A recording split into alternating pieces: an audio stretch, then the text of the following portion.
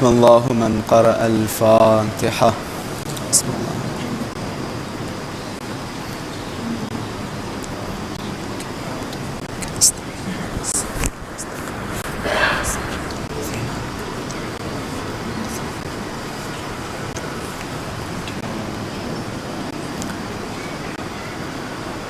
لا حول ولا قوة إلا بالله العلي العظيم. أعوذ بالله من الشيطان اللعين الرجيم.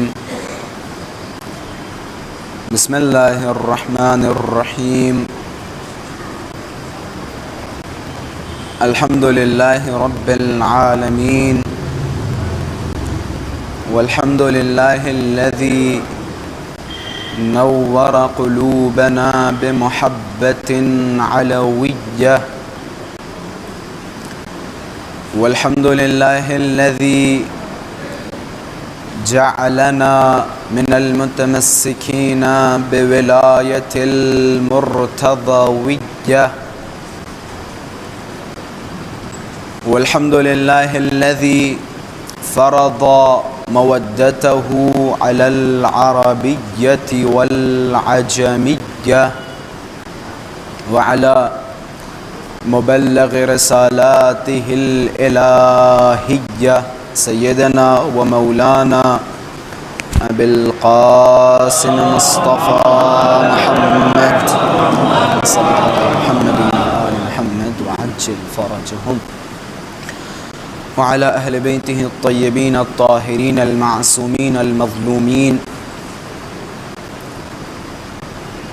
اللهم صل وسلم وزد وبارك على صاحب الدعوة النبوية والصولة الحيدرية والعصمة الفاطمية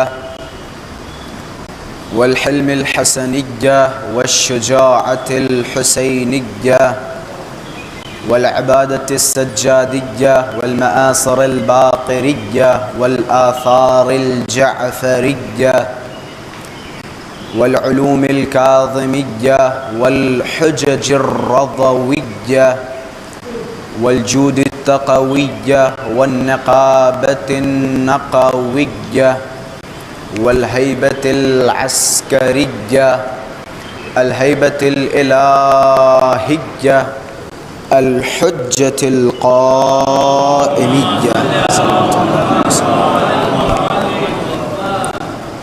اللهم عجل لوليك الفرج والعافية والنصر واجعلنا من أعوانه وأنصاره.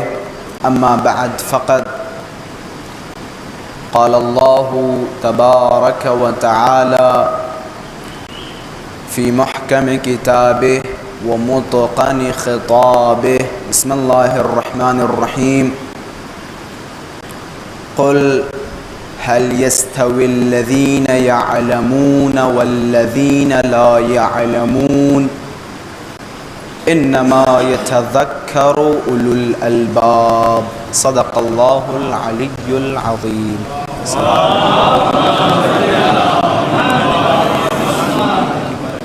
وجود نازنین ذوالجود امام زمان عجل اللہ تعالی فرجہ الشریف کی سلامتی اور حضرت کے ظہور میں تعجیل، علماء کرام، راجعین کرام اور آپ سب اپنی سلامتی اور اہل خانہ کی سلامتی کے لیے بآواز بلند صلوات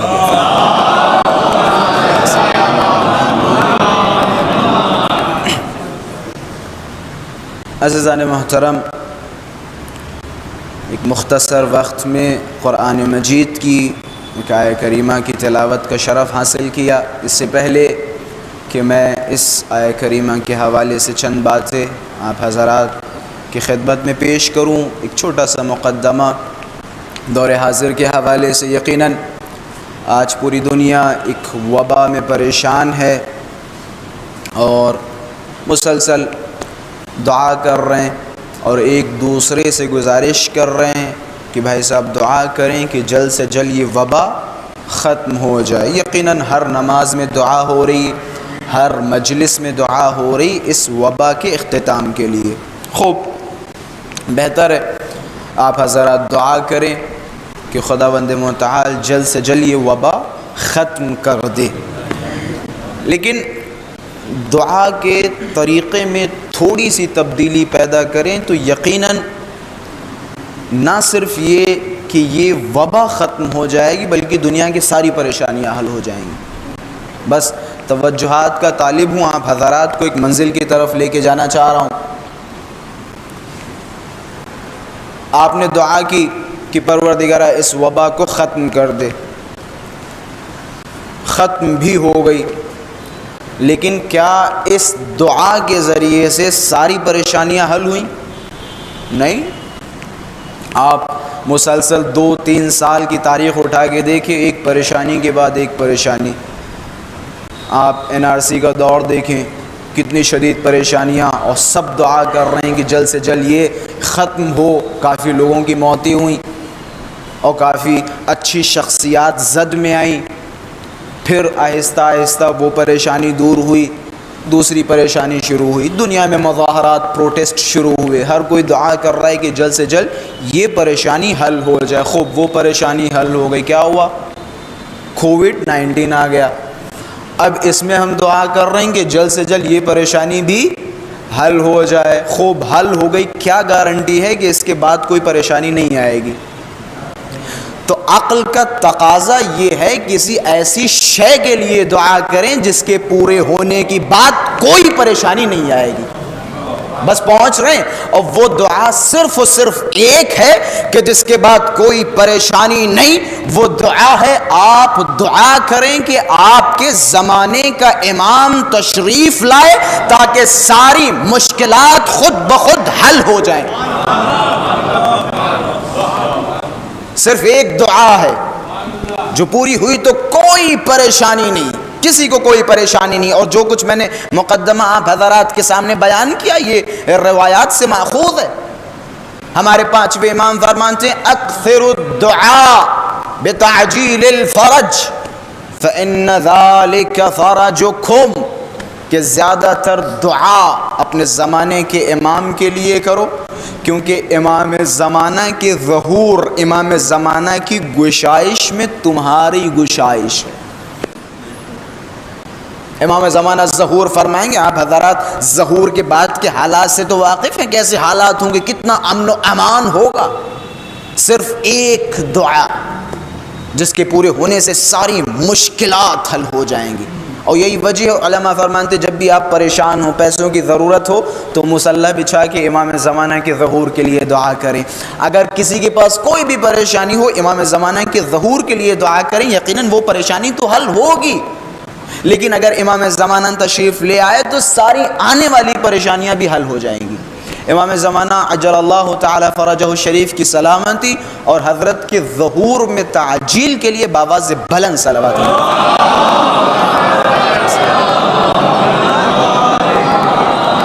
تو خلاصہ اب جب بھی دعا کرنی ہو کووڈ-19 کے ختم ہونے کی تو امام زمانہ کے ظہور کی دعا کریں، یقیناً یہ پریشانی بھی حل ہوگی، اور ہماری اور پورے عالم انسانیت کی سب سے بڑی پریشانی امام زمانہ کا نہ ہونا یہ بھی انشاءاللہ حل ہو جائے گی۔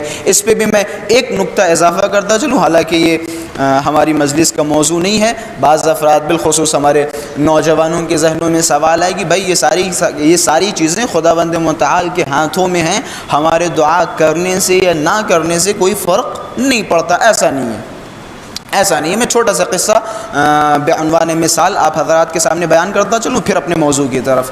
جناب موسیٰ قوم بنی اسرائیل سے دور ہو گئے اور ایک مدت معین کر دی گئی کہ اس مدت تک جناب موسیٰ نہیں آئیں گے۔ خوب، اب کیا ہوا، آہستہ آہستہ کچھ پڑھے لکھے حضرات کو پتہ ہو گیا کہ خداوند متعال کے سامنے جاؤ، گڑ گڑاؤ، رو پیٹو، خدا شاید موسیٰ کو بھیج دے۔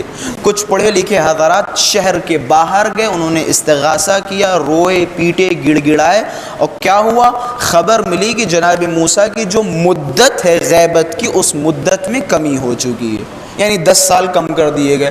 اب انہیں پتہ چل گیا کہ بھائی موسیٰ کو کیسے بلانا ہے۔ انہوں نے پھر دعا کرنا شروع کی، مسلسل دعا پہ دعا، دعا پہ دعا، دعا پہ دعا۔ کیا ہوا، آخر میں خداوند متعال نے مدت کم کرتے کرتے کرتے کرتے موسیٰ کو بنی اسرائیل کے حوالے کر دیا۔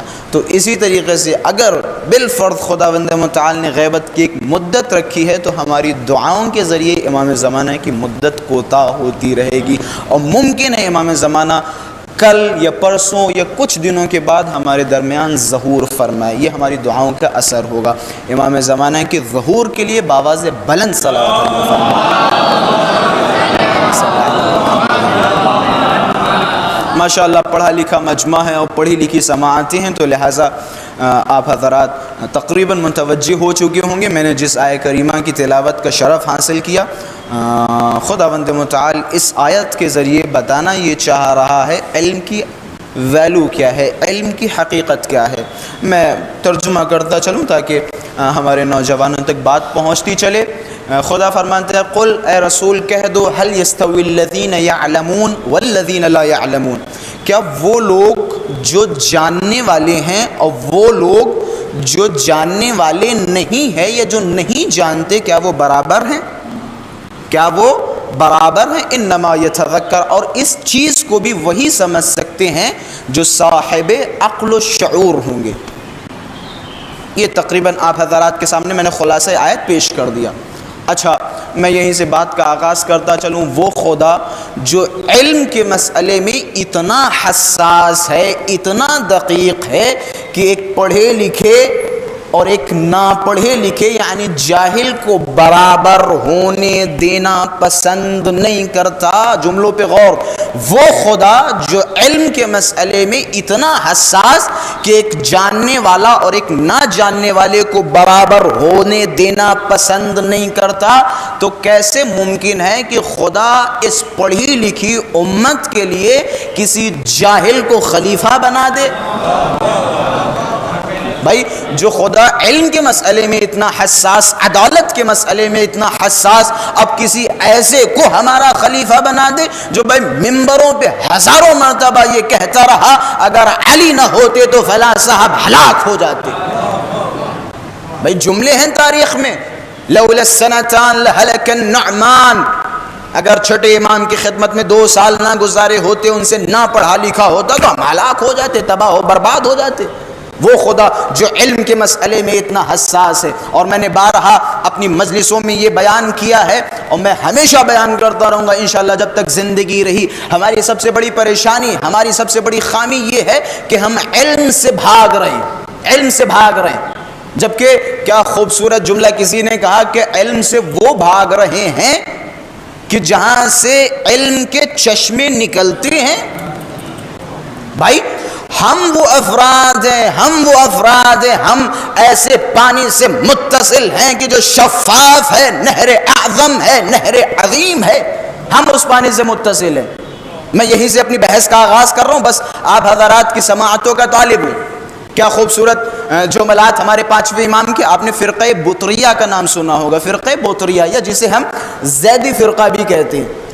یہ تقریباً فی الحال یمن میں بہت زیادہ پائے جاتے ہیں، 4 امامی کہہ سکتے ہیں، زیدی فرقہ۔ ان کا ایک عقیدہ تھا، اولاً تو یہ 5ویں امام کے قائل نہیں، 5ویں امام کے بعد کسی اور کو اپنا امام بنا لیا۔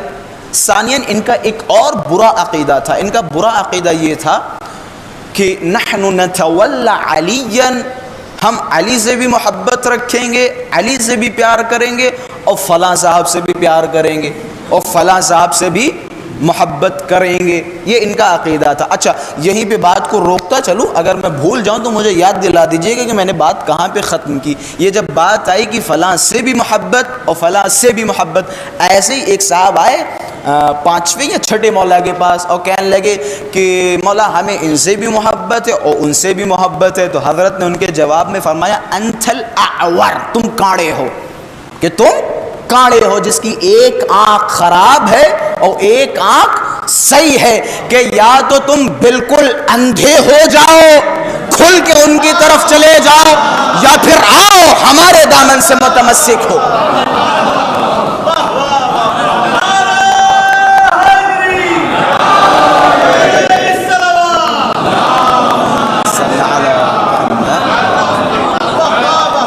کہ تم کاڑے ہو کہ جس کی ایک آنکھ خراب ہو اور ایک آنکھ صحیح و سالم ہو، کہ یا تو تم کھل کے ہماری طرف آ جاؤ یا تو بھائی کھل کے ان کی طرف جاؤ اور اندھے بنو۔ یہ کیا تم نے دونوں کے بیچ کا راستہ نکال رکھا، ان سے بھی محبت ان سے بھی محبت؟ بھائی دن اور رات مل نہیں سکتے، یا دن ہے یا رات، یا دن ہے یا رات۔ جس دن آپ نے ایک وقت مثال کے طور پہ 11:35 پہ دن اور رات کو ایک جگہ ملا دیا، اسی دن آپ جائیے گا، ان سے بھی محبت کیجئے گا اور ان سے بھی محبت کیجئے گا۔ بھئی یہ نور و ظلمت کا مسئلہ ہے، یہ اندھیرے اور اجالے کا مسئلہ ہے، یہ غلط سوچ ہے، غلط سوچ ہے۔ ان کی مثال اسی کی طرح ہے جس طرح کوئی انسان کہے کہ بھیا ہمیں شیطان سے بھی پیار ہے اور خدا سے بھی پیار ہے، اور یہی وجہ ہے نہج البلاغہ میں کیا خوبصورت جملے فرمائے مولا نے، فَاعْتَبِرُوا، کہ یہ جو شیطان ہے اس سے عبرت حاصل کرو۔ کہ مولا کیسی عبرت؟ کہ شیطان خدا کا مخالف تھا کہ نہیں؟ ایسا ہوتا ہے مثال کے طور پہ ہم بھی کبھی کبھی نرم ہو جاتے ہیں اور پگھل جاتے ہیں، قبلہ ممکن ہے وہ جنت میں جائیں، آخر خدا سے تو محبت کرتے ہیں، نمازیں تو پڑھتے ہیں، روزے تو رکھتے ہیں، اب علی سے تھوڑی بہت دشمنی ہے، چلے گا ان کے لیے۔ حضرت نے کیا فرمایا؟ شیطان سے عبرت حاصل کرو۔ شیطان کس کا دشمن تھا؟ کس کا دشمن تھا؟ خدا کا تو دشمن تھا نہیں بھائی، اسے دشمنی جو کچھ تھی اسجدوا لہ، خدا بار بار کہہ رہے آدم کو سجدہ کرو، اب جواب میں کہہ رہے خدایا تو کہہ میں تیرے لیے سجدہ کروں لیکن آدم کے لیے سجدہ نہیں کروں گا۔ یعنی بتانا چاہ رہا ہے کہ خدا کا مخالف نہیں بلکہ ولی خدا کا مخالف ہے۔ اب جو ولی خدا کا مخالف ہے اس کا حال وہی ہوگا جو شیطان کا ہوا۔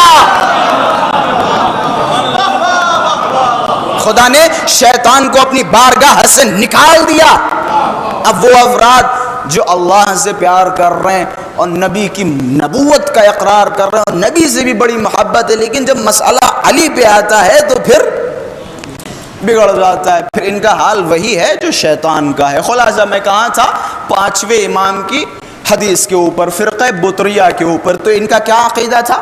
نحن نتولی علیا، ہم علی سے بھی محبت رکھیں گے اور فلاں صاحب سے بھی محبت کریں گے۔ 5ویں امام کے پاس آئے۔ اچھا یہ بھی میں بیان کرتا چلوں کہ انہیں بطریہ کیوں کہا گیا ہے، فرقہ بطریہ۔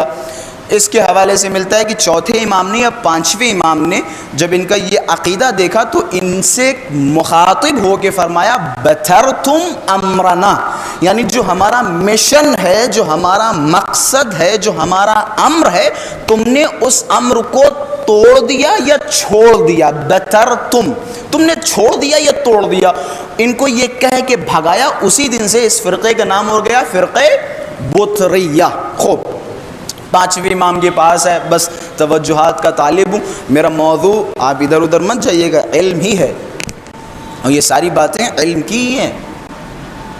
علی کے دامن سے متمسک ہونا یعنی علم سے متمسک ہونا، غیر کے دامن سے متمسک ہونا یعنی جہل سے متمسک ہونا، مسئلہ علم یقین جانے۔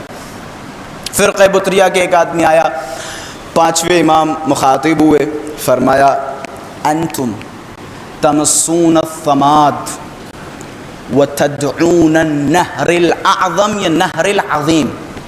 ماشاءاللہ سے پڑھے لکھے حضرات تشریف فرمائیں کہ تم لوگ جو علی کے دامن سے دور ہو اور غیروں کے دامن سے متمسک ہو، تمہاری مثال کچھ اس طرح ہے کہ تمسون الثماد، ثماد کہتے ہیں گندے پانی کو، یا بعض روایتوں میں قدرہ لفظ آیا، قدرہ کہتے ہیں، آپ نے ماشاءاللہ سے مہولی سے لے کے سیتاپور کا روڈ دیکھا ہوگا، بیچ کا گڈھے گڈھے سے گڈھے گڈھے سے، اب اسی میں اگر بارش ہو جائے تو یہ چھوٹے چھوٹے سے گڈھوں میں پانی بھر جائے گا، اسی کو عربی زبان میں کہتے ہیں قدرہ۔ چھوٹے چھوٹے پانی میں، چھوٹے چھوٹے گڈھوں میں گندا گندا پانی، اسے کہتے ہیں قدرہ۔ ثماد بھی تقریباً گڑھے کو کہتے ہیں، گندا پانی جہاں اکٹھا ہو جائے۔ حضرت نے کیا فرمایا؟ تمسون الثماد، تمسون کہتے ہیں مکیدن کو، چاٹنے کو۔ آپ نے بعض جانور دیکھے جو پانی پیتے نہیں، زبان سے چاٹتے ہیں۔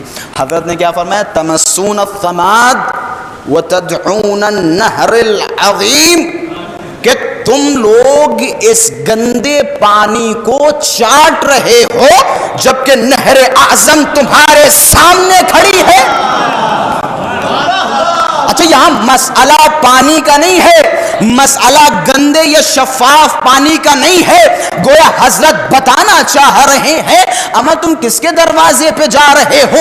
تم اس کے دروازے پہ جا رہے ہو جس کے دروازے پہ خود کچھ نہیں۔ اگر آنا ہے تو ہمارے دروازے پہ آؤ، ہم نے ممبروں سے دعویٰ کیا ہے سلونی سلونی قبل ان تفقدونی، جو پوچھنا ہو پوچھ لو اس سے پہلے کہ ہم تمہارے درمیان سے چلے جائیں۔ اس کے دعوے دار ہم ہیں۔ اگر تمہیں آنا ہے تو تم ہمارے دروازوں پہ آؤ، غیروں کے دروازوں پہ کیوں جا رہے ہو؟ غیروں کے دروازوں پہ جہالت کے سوا کچھ نہیں ملے گا۔ مسئلہ یہ ہے کہ اہل بیت کے در سے متمسک ہونے والا فرد اگر علم سے محروم ہے تو یقین جانو یقین جانو یقین جانو خدا کے نزدیک سب سے مذموم بندہ ہے۔ جس کا تمسک علی سے ہو، جس کا تمسک آل علی سے ہو اور وہ علم سے محروم ہو، یقین جان۔ اچھا یہ جو علوم، اچھا جب بھی علم کی بات آتی ہے تو ہمارے بہت سارے جوان یا بہت سارے ہمارے معاشرے کے افراد فوراً پلٹتے ہیں کس کی طرف؟ مولویت کی طرف۔ نہیں آقا جان، مولویت فقط علم نہیں ہے، مولویت فقط علم نہیں ہے، یہ سارے علوم، اچھا یہ سارے علوم جو آج دنیا میں پڑھائے جا رہے ہیں یہ کس کی ایجاد ہے؟ انہوں نے خود ایجاد کیے۔ اگر اس کی بھی ہسٹری آپ پڑھیں گے تو اہل بیت علیہم السلام کے در کے ایجاد کردہ علوم ہے۔ اب اگر ہم ان علوم سے بھاگ رہے ہیں گویا اہل بیت کے علوم سے بھاگ رہے ہیں۔ بھائی اہل بیت کے ایجاد کردہ یہ سائنس اور نمیدن فلاں فلاں فلاں فلاں، اس کی ہسٹری پڑھیں آپ۔ اور یہی وجہ ہے ہمارے علماء، ہمارے بزرگان نجف اشرف میں بھی اگر آپ حضرات زیارت کے لیے تشریف لائے، خدا آپ سب کو زیارت کا شرف بخشے۔ جو افراد سستانی صاحب کی خدمت میں پہنچے، سستانی صاحب بارہا یہ نصیحت فرماتے ہیں اور تقریباً ہندوستان و پاکستان سے آنے والے تمام قافلوں سے نصیحت فرماتے ہیں کہ غور کریں، دقت کریں، اپنے بچوں کو پڑھائیں، ڈاکٹر بنائیں، انجینئر بنائیں، سائنٹسٹ بنائیں۔ ہمیں ضرورت ہے، ہمیں ضرورت ہے، ہمیں پڑھے لکھے لوگوں کی ضرورت ہے۔ خلاصہ ہم کس کے دامن سے متمسک ہیں؟ جس کے پاس کائنات کے علوم ہیں۔ ہم اس کے دامن سے متمسک ہیں جو سینے پہ ہاتھ مار کے سینہ ٹھوک ٹھوک کے کہتا تھا انہا ہنا لعلما جما، یہاں بہت سارا علم ہے لیکن افسوس تم میں سے کوئی لینے والا نہیں ہے۔ کہتے سب سے بدترین معاشرہ جہاں بتانے والے زیادہ ہوں اور پوچھنے والے کم ہوں۔ سب سے بدترین معاشرہ جہاں بتانے والے بہت سارے ہوں، پوچھنے والے کم ہوں۔ اور میں کہوں گا سب سے بدتر معاشرہ وہ تھا جہاں علی جیسا بتانے والا تھا اور پوچھنے والا کوئی نہیں تھا۔ اما علی سے آ کے کیا پوچھ رہے ہیں؟ مولا وہ سر میں بال کتنے ہیں، کون سے جانور انڈے دیتے ہیں، کون بچے دیتے ہیں۔ کبھی کبھی میں خود بیٹھ کے، حالانکہ میری کوئی حیثیت و اوقات نہیں ہے، میں بیٹھ کے سوچتا ہوں کاش ہم مولا کے زمانے میں ہوتے۔ بھائی مولا سے اگر پوچھنا تھا تو آسمانوں کے راستے پوچھتے، سمندروں کے راستے پوچھتے، زمین کے خزانے پوچھتے۔ تم پوچھ رہے ہو کون سے جانور انڈے اور کون سے جانور بچے دے رہے ہیں اور کتنے بال ہیں۔ یہ در حقیقت پوچھنے نہیں، مولا کی توہین کرنے آئے تھے۔ وہ علی جو ممبر سے چلا رہا ہے سلونی سلونی قبل ان تفقدونی، اس علی سے تم پوچھ رہے ہو سر میں بال کتنے۔ یہی وجہ ہے، روایت بڑی خوبصورت، میں نے کچھ دن پہلے میرے خیال سے ہریانہ میں یہ روایت بیان کی تھی، اذا ارذل اللہ عبدا حضر علیہ العلم۔ جوانوں سے مخاطب ہوں، جب بھی خدا، غور فرمائیے گا اس حدیث کو نقش کیجئے، اذا ارذل اللہ عبدا حضر علیہ العلم، جب بھی خدا کسی بندے کو ذلیل کرتا ہے، رسوا کرتا ہے، توجہات کا طالب ہوں، جب بھی خدا کسی بندے کو ذلیل و رسوا کرتا ہے تو اسے علم سے روک دیتا ہے۔ جب بھی خدا کسی کو ذلیل کرنا چاہے تو کیا کرتا ہے؟ علم سے روک دیتا ہے۔ علم کی فضیلت کے لیے صرف ایک جملہ کافی، جاہل کے پاس بھی جائیں گے تو جاہل بھی یہی کہے گا علم اچھی چیز ہے، اور جہل کی مذمت کے لیے صرف ایک جملہ، کسی کے پاس جا جائیں خود جاہل یہ کہے گا بھیا جہالت بہت بری چیز ہے۔ یہ علم کی فضیلت ہے۔ ایک صلوات پڑھے محمد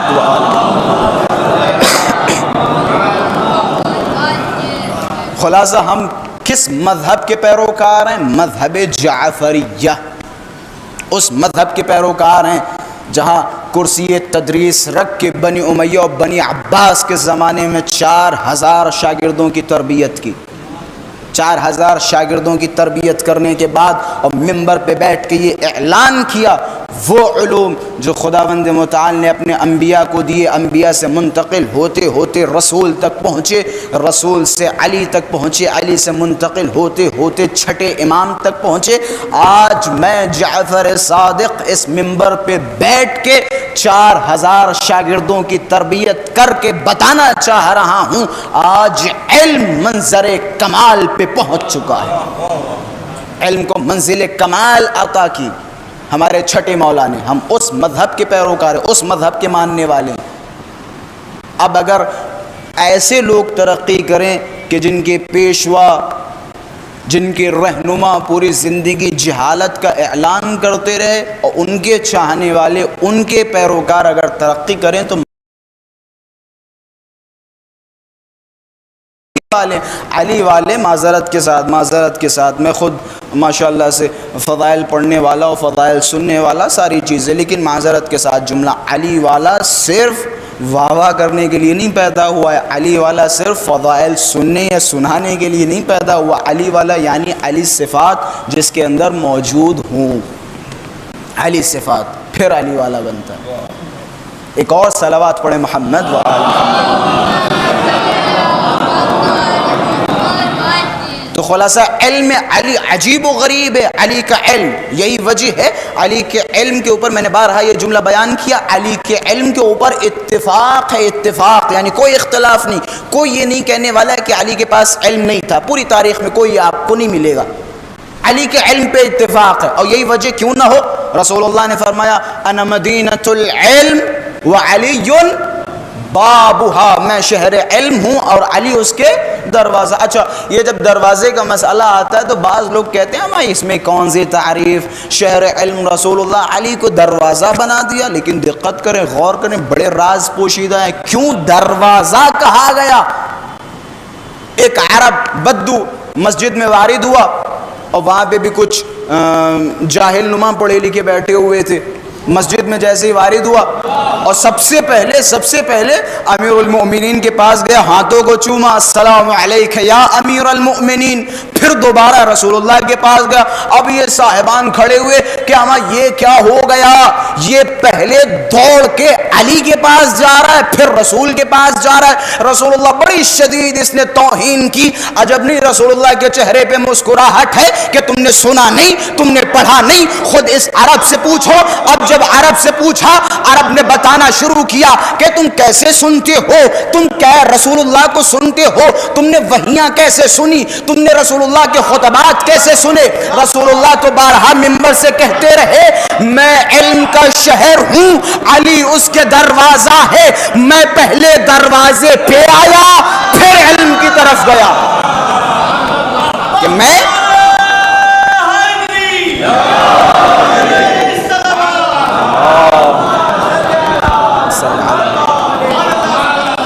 پہلے دروازے پہ آیا پھر رسول اللہ کے پاس گیا، پہلے دروازے پہ آیا۔ میں نے کون سی غلطی کی؟ رسول اللہ نے فرمایا اب اگر کسی کو علم کی ضرورت ہے تو وہ کیا کرے، پہلے علی کے قدموں میں آئے پھر رسول اللہ کے پاس جائے۔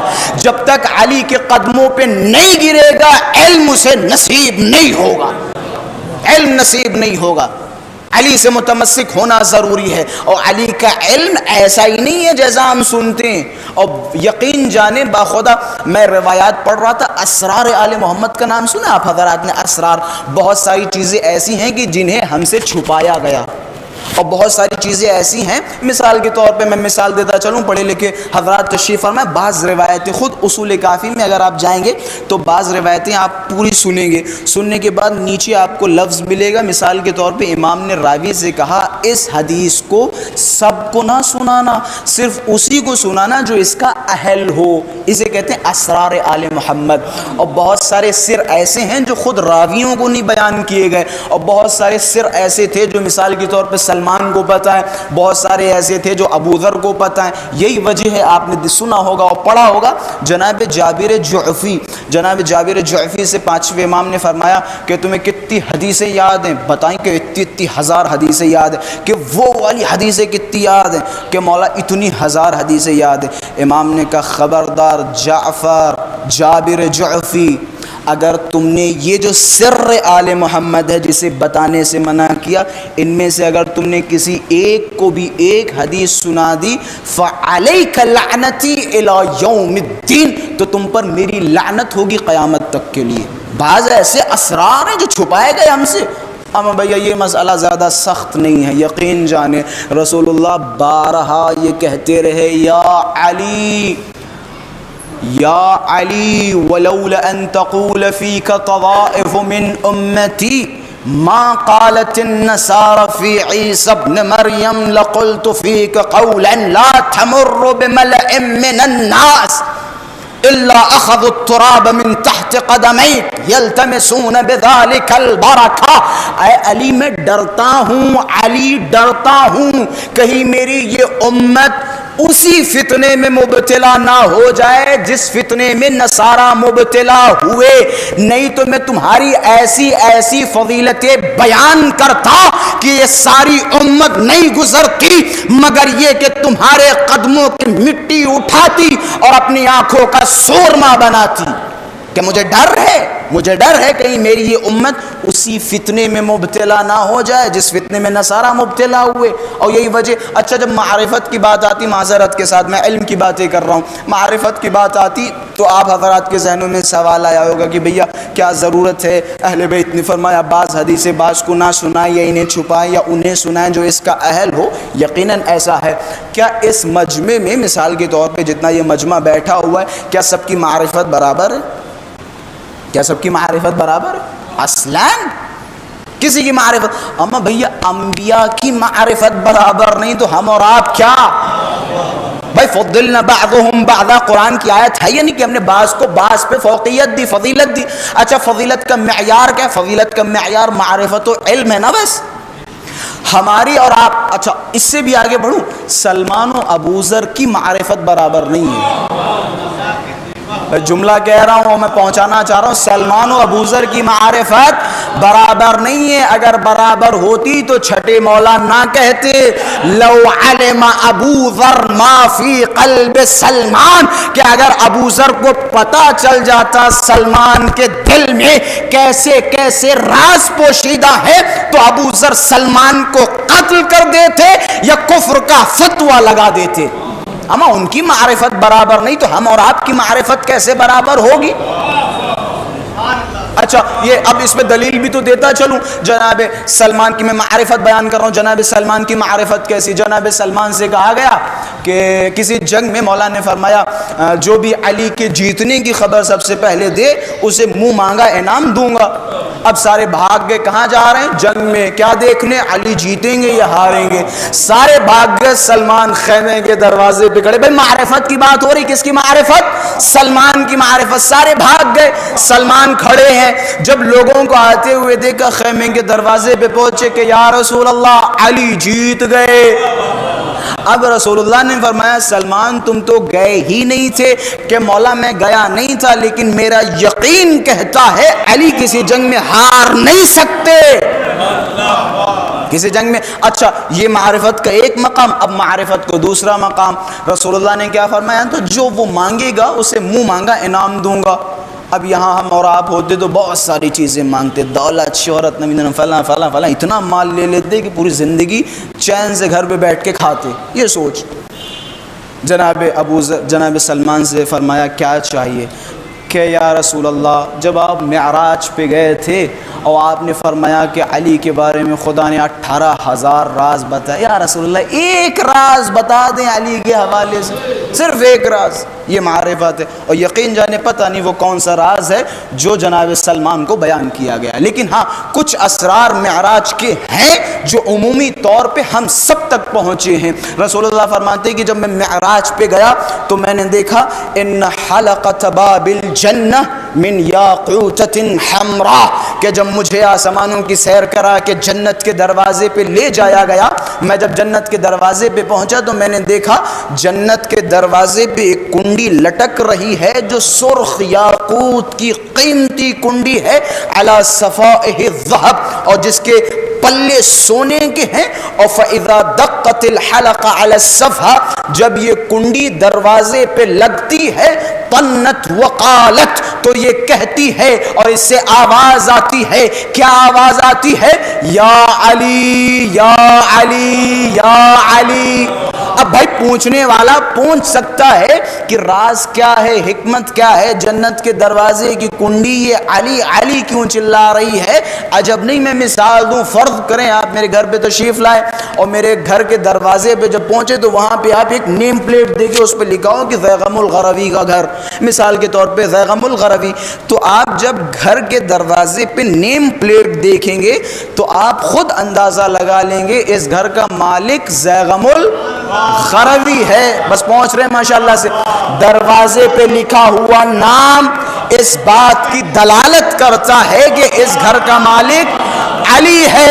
اب جنت کے دروازے کی کنڈی بج بج کے اور علی علی کہہ کے بتانا چاہ رہی ہے کہ اگر کوئی بھولا بھٹکا علی کے دروازے پہ آ جائے، جنت کے دروازے پہ آ جائے، تو یہ کنڈی علی علی علی کی صدا دے کے بتا دے گی اس گھر کا مالک علی ہے اور یہ جگہ علی والوں کی ہے، اس گھر کا مالک علی والا ہے۔ یہ جنت کے دروازے، یہ اسرار آل محمد ہے، اسرار آل محمد ہے، یہ سر آل محمد ہے۔ معراج کے بہت سارے اسرار ہم سے پوشیدہ کیے گئے، میں نے بیان کیا، کیا رسول اللہ نے فرمایا میں ڈرتا ہوں کہیں میری امت اسی فتنے میں مبتلا نہ ہو جائے جس فتنے میں نصارہ مبتلا ہوئے، جناب عیسیٰ کو خدا کا بیٹا بنا دیا، کہ مجھے ڈر ہے کہ لوگ خالی نہ ہو جائے، ویلا میں علی کے عجیب و غریب فضائل بیان کرتا۔ بھائی بعض افراد یہ بھی ہوتا رہتا ہے اور سنتے رہتے ہیں، مثال کے طور پہ حدیث کا سہارا اور نمیدن فلاں کا سہارا، فلاں کا سہارا، اگر سارے سہارے چھوڑ دیے جائیں، صرف و صرف قرآن رہے تو علی کی فضیلت کے لیے قرآن کافی ہے، یقین جانیں علی کی فضیلت کے لیے قرآن کافی ہے۔ ایک اور صلوات پڑھیں محمد و آل محمد۔ بس میرا وقت بھی تقریباً اختتام پہ ہے، ایک اور صلوات پڑھیں محمد و آل محمد۔ تو خلاصہ علم اہل بیت، علم امیر المؤمنین ایک ممتاز فضیلت ہے امیر المؤمنین علیہ الصلاۃ والسلام کی، اور اس ممتاز فضیلت کو سمجھنے کے لیے بلکہ نہ صرف یہ کہ علی کی فضیلت ممتاز علم ہے، بلکہ ساری فضیلتیں علی کی ممتاز ہیں، ساری فضیلتیں علی کی ممتاز ہیں۔ اچھا جو افراد سمجھ گئے ان کے لیے آپ نے ماشاءاللہ سے نہج البلاغہ کو پڑھا ہوگا، نام تو سننا تو دور کی بات ہے، ماشاءاللہ سے آپ حضرات نے پڑھی ہوگی نہج البلاغہ۔ نہج البلاغہ کی شرح ایک سنی عالم دین ابن ابی الحدید معتزلی نے کی۔ میں تقریباً 1-2 سال پہلے نہج البلاغہ کی شرح کا مقدمہ پڑھ رہا تھا، تو مقدمے میں ابن ابی الحدید معتزلی نے ایک سوال کا جواب دیا۔ مثال کے طور پہ ممکن ہے کوئی سوال کرتا ہے کہ بھئی آپ ٹھہرے سنی عالم دین، آپ نے علی کے کلام کی شرح کیوں کی؟ ابن ابی الحدید معتزلی نے نہج البلاغہ کے مقدمے میں خود کچھ جملات فرمائے کہ میں مجبور تھا نہج البلاغہ کی شرح کرنے پر۔ کہ وہ مجبوری کیا؟ کہ میں نے زہد کے حوالے سے علی کے خطبات پڑھنا شروع کیے، خطوط پڑھنا شروع کیے، کہ جب میں زہد کے حوالے سے پڑھ رہا تھا تو میں نے نتیجہ یہ نکالا کہ بھائی یہ شخصیت زہد میں اسپیشل تھی، باقی کسی میں کچھ نہیں۔ کہ پھر میں نے دوسرا چیپٹر کھولا، عبادت کا چیپٹر دیکھا، وہ راتوں کی 1000 رکعت نمازیں، وہ لمبی لمبی دعائیں، وہ لمبی لمبی رکوع، وہ لمبے لمبے سجدے۔ کہ میں نے جب یہ عبادتوں کا چیپٹر پڑھا تو میں نے نتیجہ نکالا کہ یہ آدمی عبادتوں میں اسپیشل تھا، باقی کچھ نہیں تھا، یعنی زندگی بھر عبادت کرتا رہا۔ کہ پھر میں اور آگے بڑھا کہ میں نے جنگی خطبات دیکھے، کہ بھائی جب میں نے جنگی خطبات پڑھے، خطوط پڑھے اور مکتوبات پڑھے، کہ میں نے نتیجہ یہ نکالا کہ یہ بندہ 24 گھنٹے لڑتا رہا، اس کے سوا اس نے کچھ نہیں کیا۔ کہ پھر میں نے جو چیپٹر کھولا اس چیپٹر میں علی کے سوا مجھے کچھ نظر نہیں آیا۔ میں نے نتیجہ یہ نکالا، اگر عبادتوں میں دیکھنا ہے تو علی کو دیکھو، زہد میں دیکھنا ہے علی کو دیکھو، تقوی میں دیکھنا ہے علی کو دیکھو، بہادری میں دیکھنا ہے علی کو دیکھو، علم میں دیکھنا ہے تو علی کو دیکھو، اگر خلافت میں دیکھنا ہے تو وصی رسول علی کو دیکھو۔ علی ہر شے میں ممتاز ہے، کوئی ثانی و نظیر نہیں ہے علی کا، کوئی ثانی و نظیر نہیں ہے۔ جب کسی پوچھنے والے نے پوچھا کہ مولا آپ کا علم کس حد تک ہے، بڑا نادان پوچھنے والا تھا، سوال کیا کہ مولا آپ کا علم کس حد تک ہے، کیا آپ آصف بن برخیا سے زیادہ پڑھے لکھے ہیں؟ مولا کے چہرے پہ مسکراہٹ کہ آصف بن برخیا کہ جس نے پلک جھپکنے سے پہلے تخت بلقیس حاضر کر دیا، کہ ہاں، کہ آصف بن برخیا کے پاس صرف و صرف ایک اسم اعظم تھا، تو اس کے پاس اتنی قدرت کہ اس نے تخت بلقیس اٹھا کے پیش کر دیا کہ ہمارے پاس سارے اسم اعظم ہیں، نہ صرف اسم اعظم، عندنا علم الکتاب، ہمارے پاس کل کتاب خدا کا علم ہے۔ تم آصف بن برخیا سے؟ اچھا، جناب موسیٰ و خضر کا واقعہ ماشاءاللہ سے قرآنی قصہ ہے، آپ حضرات کو معلوم ہوگا۔ جناب موسیٰ کو جب خداوند متعال نے کچھ صحائف دیے اور کچھ علوم دیے، کتاب کا مختصر علم دیا، تو جناب موسیٰ اپنے غرور میں کہ بھائی اب تو مجھ سے زیادہ پڑھا لکھا اس زمین پہ کوئی نہیں ہے، خدا کی بارگاہ میں عرض کیا کہ پروردگارہ مجھے یہ لگتا ہے کہ فی الحال تو نے سب سے زیادہ پڑھا لکھا مجھے بنایا۔ خداوند متعال نے کہا ٹھیک ہے موسیٰ، 2-4 دن صبر کرو، تم سے زیادہ پڑھا لکھا تم سے ملے گا۔ کون ملا؟ جناب خضر ملے۔ جناب خضر ساتھ چلتے رہے اور موسیٰ تحمل نہ کر پائے، کیا فرمایا؟ ھذا فراق بینی و بینک، اب یہاں سے ہماری اور تمہاری جدائی ہے۔ سائل نے یہ قصہ چھٹے مولا کی خدمت میں پیش کیا کہ مولا یہ دیکھو، مجھے ایسا لگتا ہے کہ جناب خضر، کیونکہ جناب موسیٰ بھائی اولی العزم ہیں، جناب خضر جناب موسیٰ سے پڑھے لکھے، اس کا مطلب آپ لوگوں سے بھی پڑھے لکھے ہوں گے۔ تو امام نے سر کو جھکایا، لوگوں کی طرف نظر ڈالی، پہلے چہرے دیکھ لیے کہ کون کون سے چہرے بیٹھے ہوئے ہیں، پھر بلایا، بلانے کے بعد کہ وہاں کچھ ایسا ہوا تھا کہ موسیٰ نے ایک سوال خضر سے کیا تھا، خضر نے جواب نہیں دیا، اور جناب خضر نے ایک سوال موسیٰ سے کیا تھا، موسیٰ بھی جواب نہیں دے پائے۔ اگر ہم وہاں ہوتے تو موسیٰ کے بھی سوال کا جواب دیتے اور خضر کے بھی سوال کا جواب دیتے، اور ایسے سوال ایجاد کرتے کہ یہ دونوں جواب نہ دے پاتے، ایسے سوال ایجاد کر دیے دونوں جواب نہ دے پاتے۔ بعض روایتوں میں بحار الانوار میں نے پڑھا ہے کہ جناب خضر اور جناب موسیٰ کا جب ایک چھوٹا سا مکالمہ ہو رہا تھا تو علم کے حوالے سے گفتگو آئی، تو جناب خضر نے جناب موسیٰ سے کہا کہ موسیٰ تم جاننا چاہتے ہو ایک شخصیت ایسی آئے گی جس کا علم عجیب و غریب ہوگا، کہ کیسا ہوگا؟ سمندر کی طرف دیکھا، دریا کی طرف دیکھا، کہ اس پرندے کو دیکھ رہے ہو؟ کہ ہاں، کہ دیکھ رہے ہو وہ پرندہ کتنا پانی اٹھا رہا ہے؟ ایک ذرہ برابر، کہ ہمارا اور تمہارا علم اس ولی خدا کے مقابلے میں صرف اتنا ہی ہے، کہ ہمارا تمہارا علم ولی خدا کے مقابلے میں بس اتنا ہی ہے، ایک قطرہ۔ بھائی علم کے سمندر ہم ہیں، اہل بیت فرمان، اگر تمہیں علم چاہیے تو ہمارے دروازوں پہ آؤ، اگر جہل چاہیے تو تم دوسروں کے دروازوں پہ جاؤ۔ سب سے بڑا مقام افسوس اہل بیت کی زندگی میں سب سے بڑا، اور علامہ امینی نے آخری لمحات میں ایک تقریر فرمائی تھی اور اس میں کیا خوبصورت جملے فرمائے تھے کہ تمہیں پتہ ہے دنیا کا سب سے بڑا بے وقوف اور سب سے بڑا جاہل اور سب سے بڑا احمق کون ہے؟ کہ کون؟ کہ دنیا کا سب سے بڑا جاہل وہ ہے جو علی کے ہوتے ہوئے کسی دوسرے کے دامن سے متمسک ہو جائے، کہ دنیا کا سب سے بڑا جاہل، دنیا کا سب سے بڑا جاہل۔ بھائی تم کس کے دروازے پہ جا رہے ہو؟ کس کے دروازے پہ جا رہے ہو؟ آپ کے مذہب کی بیس ابو حنیفہ کیا کہہ رہے ہیں؟ اگر 2 سال امام صادق کے پاس نہ ہو گیا ہوتا تو میں ہلاک ہو جاتا۔ بھائی انہوں نے کیا کیا؟ آپ دیکھیں کس کے پاس جا رہے ہیں، میں بس مختصر 2-4 لفظ اور آپ کی زحمتیں تمام۔ آپ اس کے دامن کو چھوڑ رہے ہیں جو زندگی بھر سلونی کا دعویٰ کرتا رہا ہے، اور اس کے دامن کو تھام رہے ہیں جو زندگی بھر کہتا رہا بھئی ہم سے زیادہ پڑھے لکھے تو تم ہو، میں معتبر کتابوں کے حوالہ جات رکھتا ہوں، انشاءاللہ مجلس کے بعد کسی کو ضرورت ہو میری کہی ہوئی بھائی کسی بھی بات کا، انشاءاللہ میں موجود ہوں یہاں پہ۔ مدینے میں ایک لیکچر دے رہے تھے، خلیفہ لیکچر دیتے رہتے، کسی عورت نے سوال کیا، خلاصہ لمبا قصہ، جواب نہیں دیا، تو عورت غصہ پڑی اور بتانے لگی بھیا تم تو قرآن کی مخالفت کر رہے ہو۔ اب یہ بوکھلا گئے، کھسیا گئے، غصہ آ گئے اور کہنے لگے کل الناس افقہ من فلاں حتی العجوز، کہ اس مجمع میں ہر آدمی مجھ سے زیادہ پڑھا لکھا ہے حتیٰ یہ مدینے کی عورتیں۔ بھائی اقرار العاقل علی انفسہم حجہ، ایک عقل مند کا اقرار کرنا کہ میں مجرم ہوں ہمارے لیے حجت ہے۔ یا تو آپ کہہ دیں وہ صاحب بالکل جاہل تھے، ٹھیٹ تھے، دیوانے تھے، مجنون تھے، تو ہم ان کی کہی بات کو یقین کی منزل نہیں دیں گے، ان کی بات کو نہیں مانیں گے۔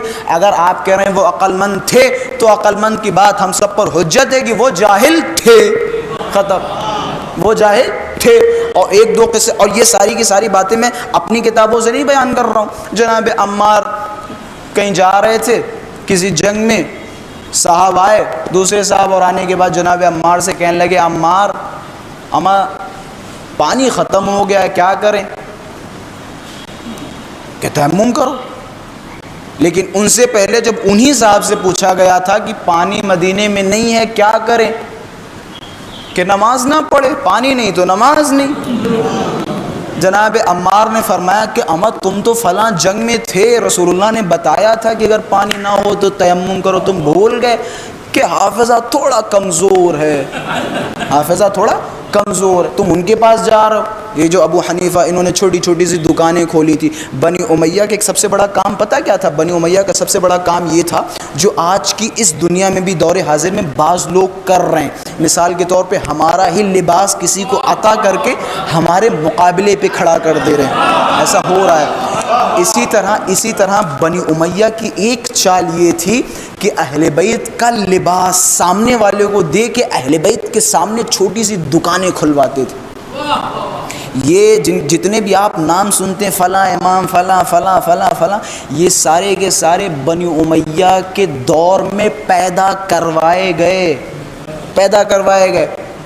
اور جو کچھ ہوتا تھا، ان کا کام پتہ ہے کیا تھا؟ ان کا کام ماشاءاللہ سے، جو مجھے نہیں پتہ، یہاں پہ علماء حضرات بھی شاید تشریف فرمائیں لیکن میری پہچان میں نہیں آ رہے، خلاصہ فقہی ایک مسئلہ ہے، فقہی، میں کیونکہ بڑی جالب و حساس بحث ہے، میں چاہ رہا ہوں کہ اس بحث کو ختم کر کے مجلس کو اختتام دوں۔ فقہی مسئلہ یہ ہے کہ ایک حدیث میں آپ کو سناتا چلوں، امام نے فرمایا کہ جب بھی تم کسی شرعی مسئلے پر، غور کیجئے گا، جب بھی تم کسی شرعی مسئلے پر ہماری حدیث کو نہ پاؤ یا قرآن کی آیت نہ پاؤ، یعنی کوئی شرعی مسئلے میں پھنس چکے ہو، استنباط نہیں کر پا رہے ہو، تو ہمارے مخالف کی طرف دیکھو، جو وہ کرے اس کا الٹا کر دو، صحیح نکلے گا۔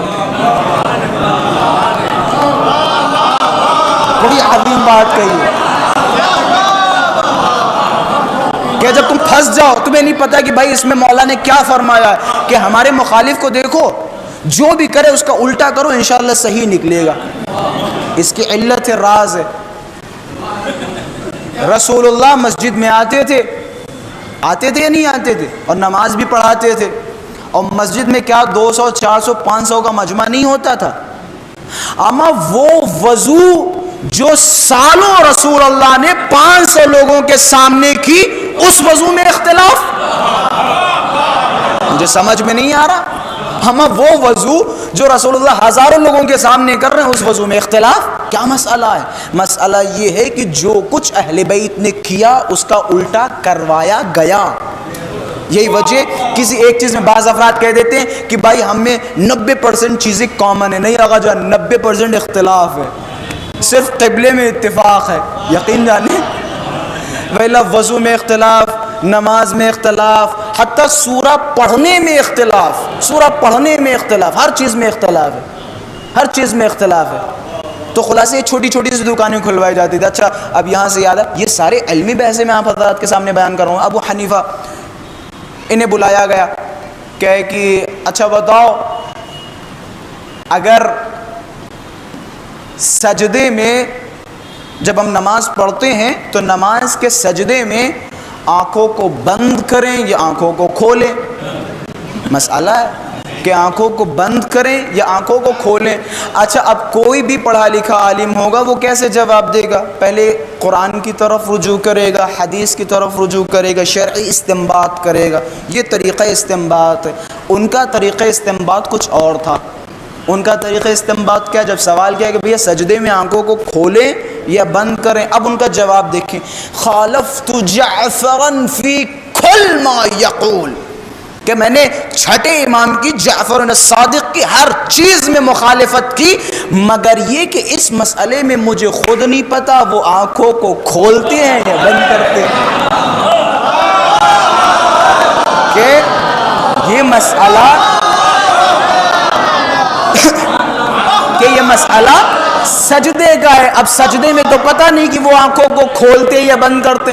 استنباط کا طریقہ دیکھیں، خالفت جعفرا فی کل ما یقول، ہر چیز میں امام جعفر صادق کی مخالفت کی، لیکن اس چیز میں مجھے خود نہیں پتہ امام جعفر صادق آنکھوں کو کھولتے ہیں یا بند کرتے ہیں، یغمضہما او یفتحہما، کہ یہ دونوں آنکھوں کو کھولتے ہیں یا بند کرتے ہیں۔ کیا فتویٰ تو دینا ہے، اور وہ بھی ایسا فتویٰ دینا ہے جو علی اور آل علی کے خلاف ہو۔ اب دیں تو کیا دیں کہ ٹھیک ہے جاؤ کل سے ایک آنکھ کھولنا اور ایک آنکھ بند کرنا، کہ ایک آنکھ کھولنا اور ایک آنکھ بند کرنا۔ اچھا، بعض چیزیں فی الحال تو ہم نے مذاق میں سن لیا، لیکن حساس یہ موضوعات کیسے انہوں نے اختلاف کیا اہل بیت کے مقابلے پہ۔ انہیں کتے کے فضلے پہ سجدہ کرنا یہ جائز سمجھتے ہیں، خاک شفا پہ سجدہ کرنا حرام سمجھتے ہیں۔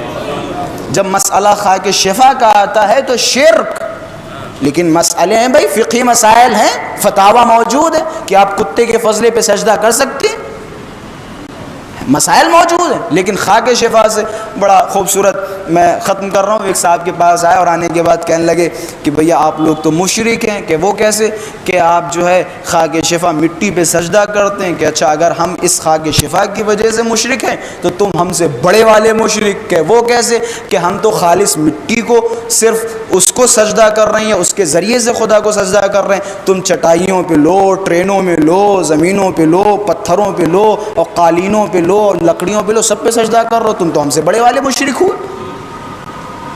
اگر خاک شفا پہ سجدہ کرنے سے کوئی مشرک بنتا ہے تو قالینوں پہ سجدہ کرنے سے آپ بڑے مشرک بنتے۔ بس خلاصہ اہل بیت کے دروازے کو بند کرنے کی بڑی کوششیں کی، لیکن اہل بیت علیہ الصلوۃ والسلام، خداوند متعال نے جو فیصلہ کیا تھا وہ فیصلہ ہو کے رہے گا، چاہے کچھ بھی ہو جائے۔ علی نے پوری زندگی اسلام کے دامن کو تھاما اور اسلام کو بلندیوں تک پہنچایا۔ آخر کار نتیجہ کیا ہوا؟ علی اور آل علی کو پریشان کرنا شروع کیا۔ جب ان کا بس علی پہ نہ چل سکا، پھر انہوں نے اولاد علی کو پریشان کرنا شروع کیا۔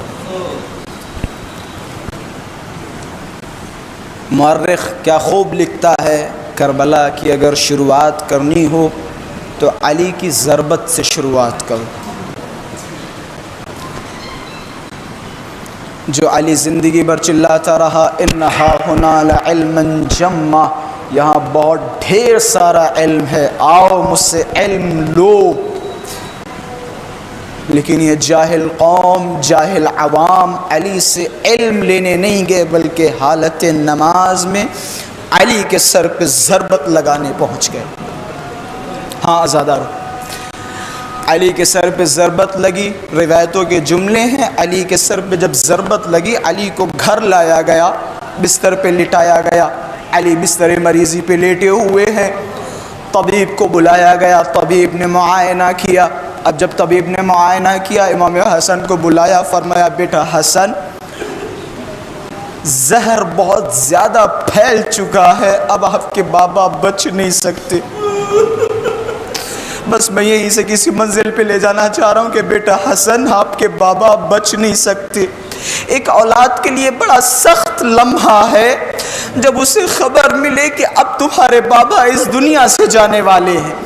بالخصوص ایک بیٹی کے لیے بڑا سخت ہے جب وہ اپنے باپ کو اپنی آنکھوں کے سامنے دم توڑتا دیکھے۔ روایتوں کے جملے ہیں، جب طبیب نے امام حسن سے فرمایا بیٹا حسن اب آپ کے بابا بچ نہیں سکتے، روایتوں کی کیفیت بیان کرتی ہے، کہتی ہے یہ آواز طبیب کی دکھیاری بہن جناب زینب کے کانوں تک پہنچی۔ اب جیسے زینب کے کانوں تک یہ آواز پہنچی، زینب کی آواز بلند ہوئی، ہائے بابا۔ اب جب آوازیں بلند ہوئی، رونا شروع کیا۔ علی نے حسن کو بلایا کہ بیٹا حسن جا کے اپنی بہن زینب سے کہہ دو آہستہ گریا کرے، یہاں نامحرموں کا ہجوم ہے، تمہارے رونے کی آواز نامحرموں کے کانوں تک نہ جائے۔ میں کہوں گا مولا بڑا خیال ہے زینب کا، ارے بڑا خیال ہے، بڑی عزت ہے، بڑی آبرو ہے، لیکن ہائے رے کربلا حسین کا بدن، وہ قاسم کے ٹکڑے، ارے مولا بعد حسین یہ ظالم خیموں میں گھسیں گے، خیموں میں آگ لگائیں گے، ارے سیدانیوں کے سروں سے چادریں چھینیں گے، آوازیں بلند ہوں گی، ارے کوئی ہے جو زینب کی مدد کرے، کلثوم کی مدد کرے۔ ہاں زادارو جملے سنتے جائیے گا۔ 11 محرم کو جب یہ قافلہ کربلا سے روانہ ہوا، سیدانیوں کے سروں پہ چادریں نہیں ہیں۔ امام سجاد سے کسی نے پوچھا مولا جب آپ کربلا سے روانہ ہوئے ذرا مجھے بتائیں آپ کے لیے سب سے شدید کون سے مقامات تھے، سب سے سخت کون سے لمحات تھے؟ عجب نہیں، مولا نے ہاتھوں کو جوڑا اور فرمایا الشام الشام الشام، مولا شام میں ایسا کیا ہوا؟ عجب نہیں، مولا نے فرمایا تم شام میں نہیں تھے کہ میں نے شام میں دیکھا سیدانیوں کے ہاتھ بندھے ہوئے ہیں، سیدانیوں کے ہاتھ بندھے ہوئے ہیں، ناکوں پہ بٹھایا گیا ہے، بازاروں سے گھمایا جا رہا ہے، درباروں میں لے جایا جا رہا ہے۔ ارے سنو میں بتاؤں شام میں کیا ہوا کہ میں نے اپنی آنکھوں سے دیکھا، میرے پیروں میں ننھے ننھے سے کانٹے، میں بڑی کوشش کر رہا ان کانٹوں کو نکالنے کی لیکن میں نکال نہیں سکا۔ ایک مقام پہ قافلہ ٹھہرایا گیا، سیدانیوں کے ہاتھوں کو کھولا گیا۔ اب جب میں نے دیکھا ایک ننھی سی بچی دوڑتی ہوئی میرے پاس پہنچی، میرے پاؤں کو پکڑا اور چھوٹے چھوٹے کانٹوں کو نکالا، بس میں تڑپ گیا۔ راوی نے پوچھا مولا آپ کیوں تڑپے؟ ارے کیسے نہ تڑپتا، میرے پیروں کے کانٹے اس بچی نے نکالے جو شام غریبہ دامن کی آگ سے پریشان تھی، کبھی اس خیمے میں بھاگ رہی تھی، کبھی اس خیمے میں بھاگ رہی تھی، کوئی مدد کرنے والا۔